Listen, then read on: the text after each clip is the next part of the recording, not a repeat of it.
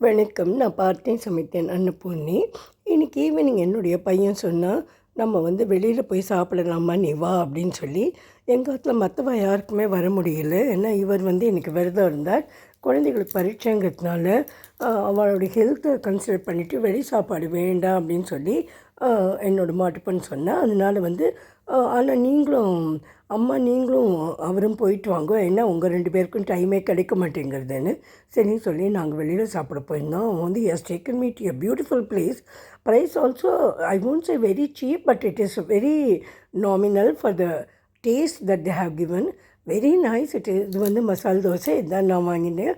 பாருங்க, 4 விதமான சட்னி இருந்தது. இது பொடி போட்டிருந்தாவா, பல்லி சட்னி அப்படின்னு சொல்லுவாங்க, இந்த வேர்க்கடலை சட்னி, அப்புறம் தேங்காய் சட்னி, புதினா சட்னி, அப்புறம் டொமேட்டோ சட்னி, சாம்பார் இருந்தது. இது paratha with special chutney topped with and kurma and raita, அப்புறம் தட்டு இட்லி இருந்தது. எல்லாமே ரொம்ப டேஸ்ட்டாக இருந்தது.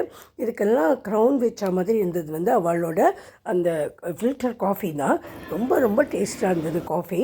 இது பாருங்க, இது தட்டை இட்லிக்கு 4 விதமான சட்னி அவள் கொடுத்துருந்தா. சாம்பார் கூட ரொம்பவே நல்லா இருந்தது.